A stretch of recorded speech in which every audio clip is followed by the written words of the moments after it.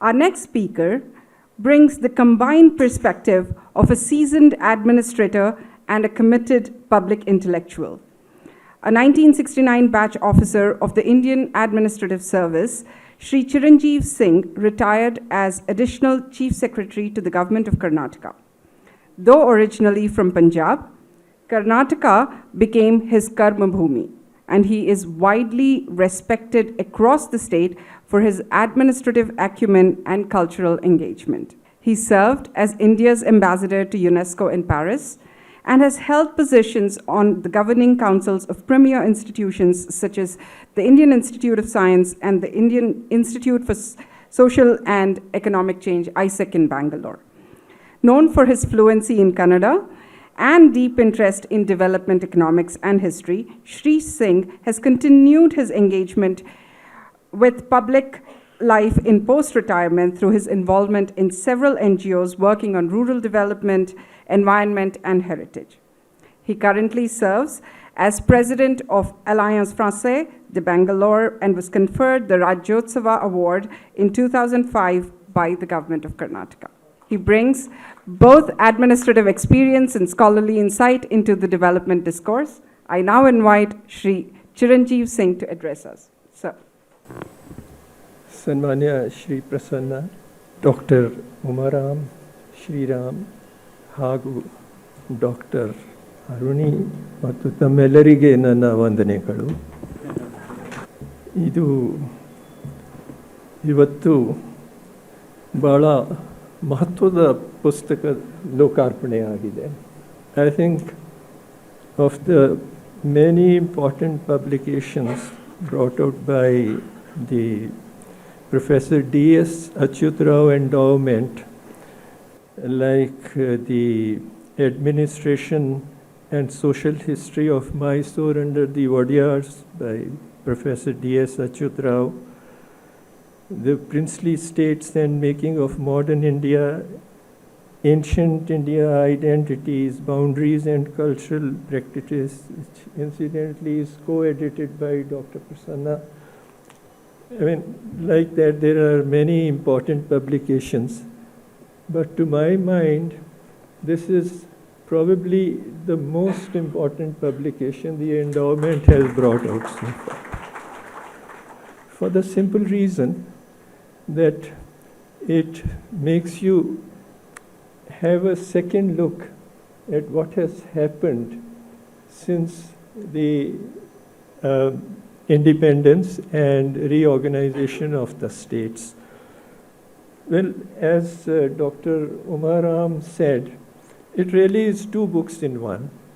One is Captain Glassford's account of his journey to Bastar. And the second is the last Maharaja of Bastar, Praveer Chandra's account of his own experiences post-independence. The picture that is given by Praveer Chandra is, I think, noteworthy. And to my mind, this is the most important part of this book.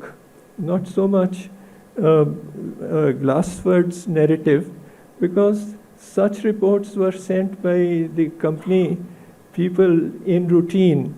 And probably a copy is available in the India Office Library, I don't know, because you had a lot of difficulty in getting the original copy and you got it without annexes.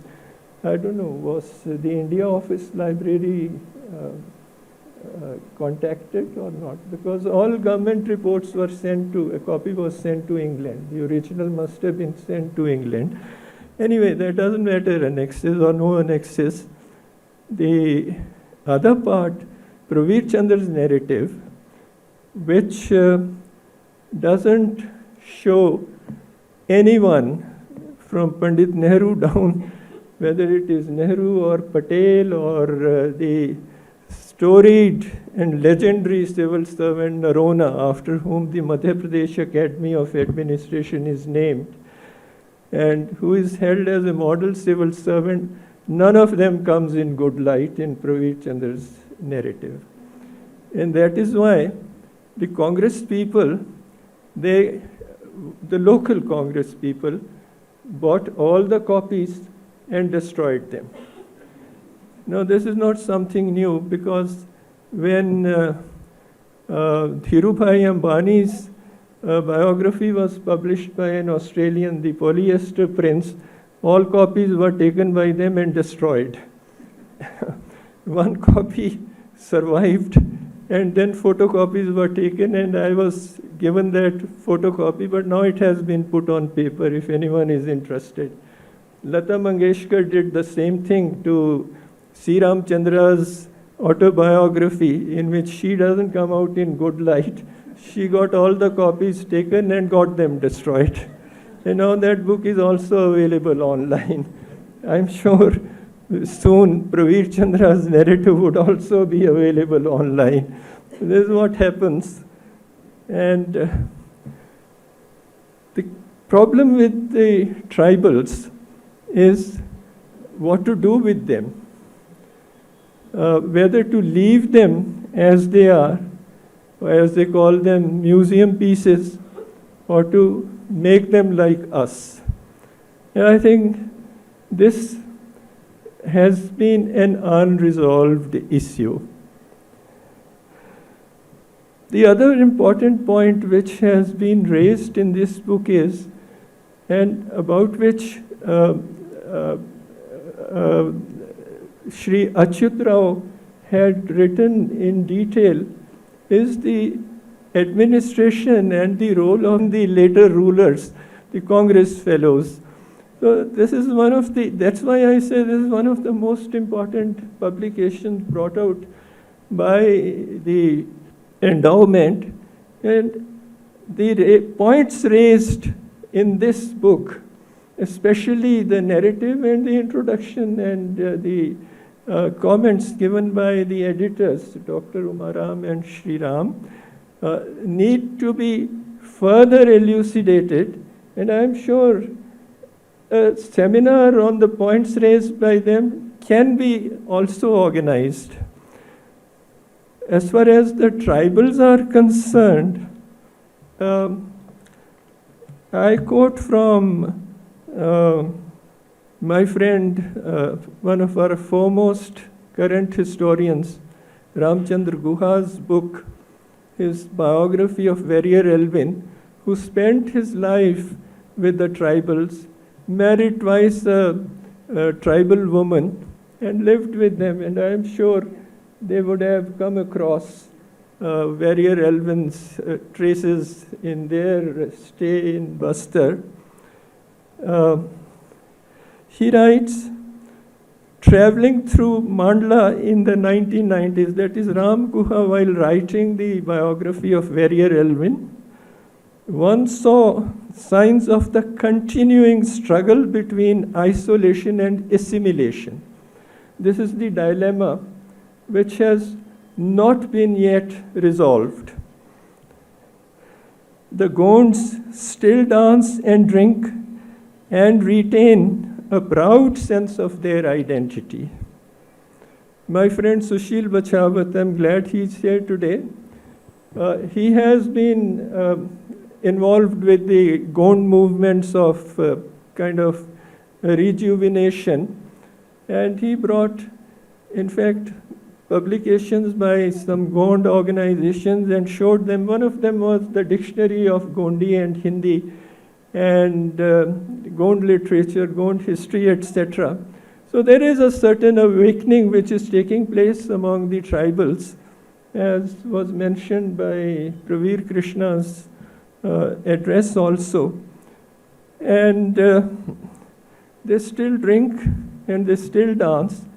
But the other problem is their forests have been encroached upon. Again, a quotation from Ram.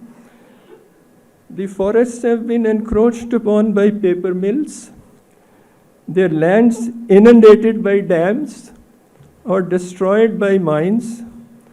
As the sociologist Walter Fernandez has documented, no fewer than 40% of those displaced by development projects are tribals.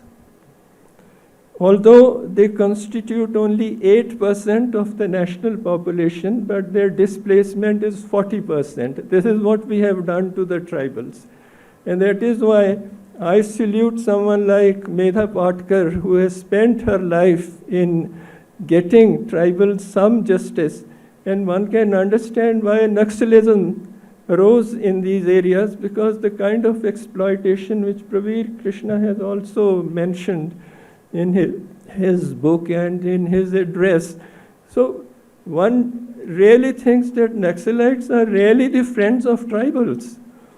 And if, as thanks to them, some exploitation by contractors is reduced, and if some of the so-called development projects are being re-looked at, it's because of people like Medha Patkar and the Naxalites.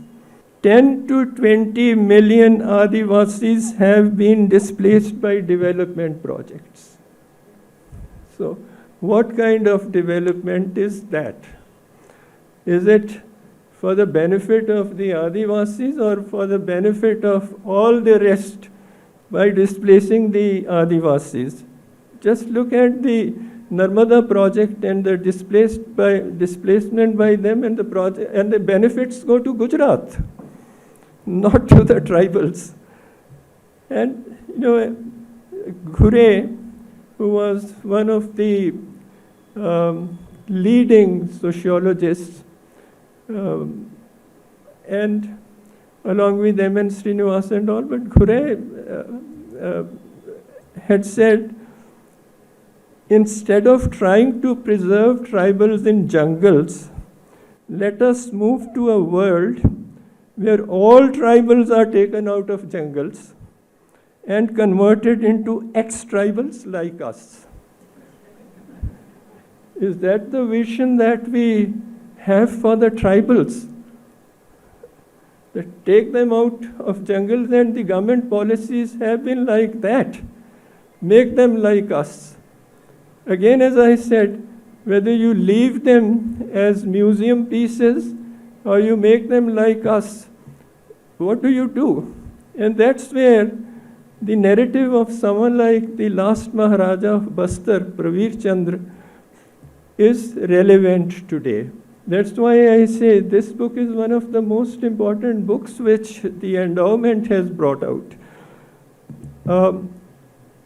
Dr. Sudarshan has worked for years with tribals, Soliga tribals in BR Hills. And he's a friend of mine, and he took me to his school and hospital. This started with a small dispensary and then a school, and that. Now, I had visited the Soliga tribals earlier, and I found that a Soliga boy, I talked to some of them, could identify 300 plants, their names. My batchmate, who was MSc in botany, and because I was interested in botany, though I was a student of earth sciences, but my father, being an agricultural scientist from the beginning, would teach me, this is Liliaceae, this is Anacardiaceae, etc., etc. So I had that interest. I found that an MSc in botany cannot identify as many plants as the tribals could. So you take these tribals, put them in the schools, as Dr. Sudarshan did, and as everybody has done all over Madhya Pradesh, Chhattisgarh, in all the states, Maharashtra, wherever there are tribals, Bengal, where you have Santals. And what happens is, they are given the conventional education. I asked Dr. Sudarshan, first it was a primary school, what happens to them? They'll go to high school. So the school was upgraded to middle school, then high school. Okay, later on, what happens to them? After high school, they go to the college. They come out as graduates, and what happens to them? Where are the jobs? They have been cut off from their old roots. They are not part of the new mainstream. Where do they go? I'm reminded of something which the great Urdu poet Akbar Allahabadi, I suppose now we'll have to call him Akbar Prayagraji. Akbar Allahabadi said, राहे मगरिब में वो लड़के लुट गए, वहाँ न पहुँचे और हमसे छूट गए. These youngsters on the way to westernization, they lost all. They neither reached there and they got cut off from us. वहाँ न पहुँचे और हमसे छूट गए. This is what we are doing to the tribals. Neither are they left with the forest civilization, nor are they part of the mainstream fully. So the whole idea that we need to bring them into the mainstream, make them like us, the Gurriers thing, take them out of jungles, make them ex-tribals like us. This is what we are doing. Now you have missionaries on the one hand trying to save their souls, and you have the other part of the coin. They are exact two sides of the coin. The RSS with their schools trying to prevent their conversion to Christianity. What does the poor tribal do caught between these two? So this is what is the current situation. The government policies are no help here. I don't know. I mean, as I said, wherever you have tribals, these problems are there. Whether it is Brazil, whether it is Australia, whether it is India, this question remains. We don't know what to do, how to deal with them. I'm glad that there is reawakening among the Gonds.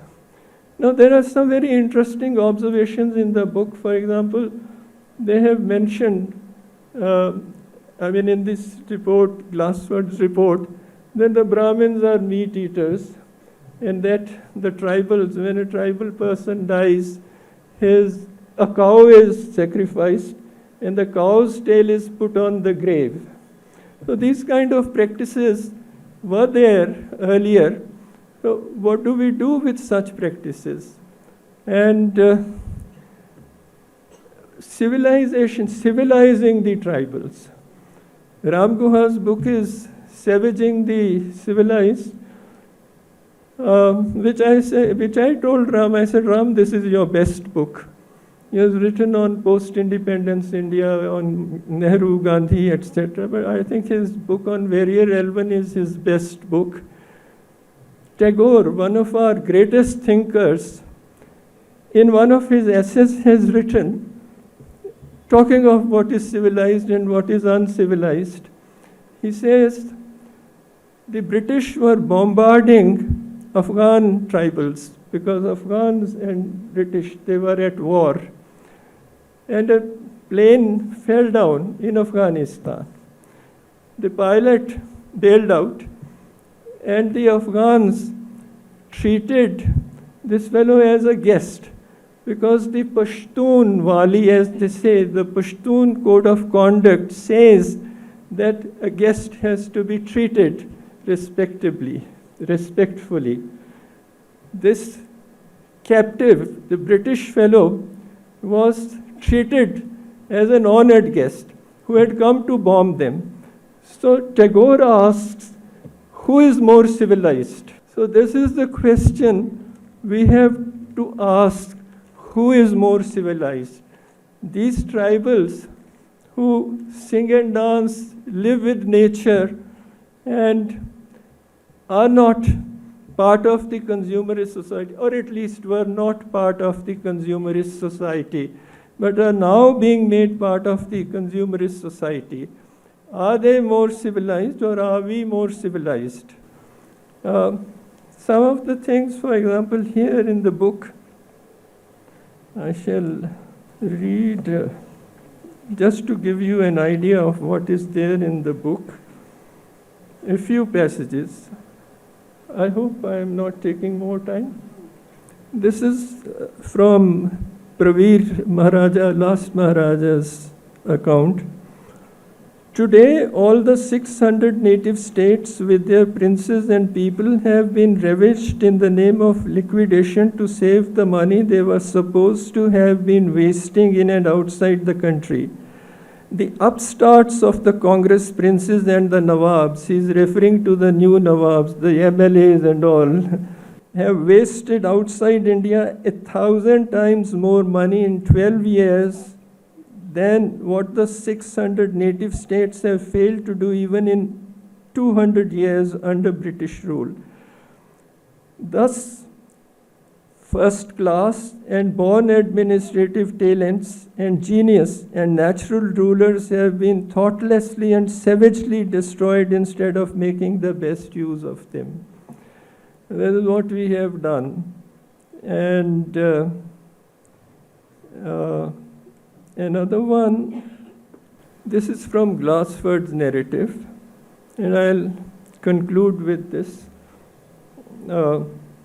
Talking of Madhyas, they are a quiet race, docile, and although addicted to drinking, they are not quarrelsome.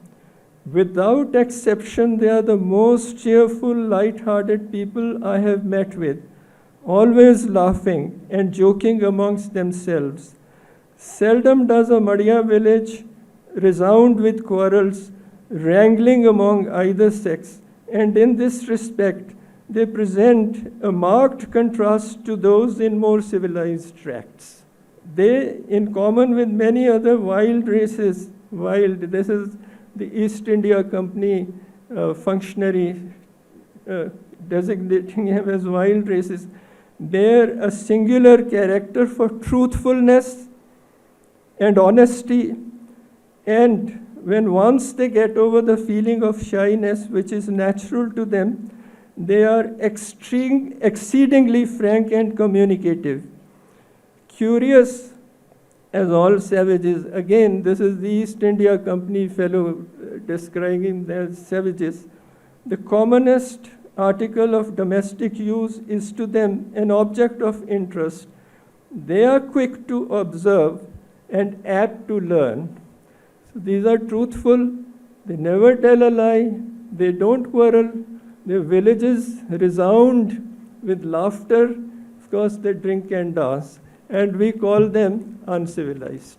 And we want to take them out of jungles and make them like us. This is food for thought, and this is what this book is about. Thank you very much. There are other issues which they have raised in the book. For example, in passing, Glassford talks about the language. Now, again, the language, the Gondi, Madhya, etc., these tribal languages belong to the Dravidian group.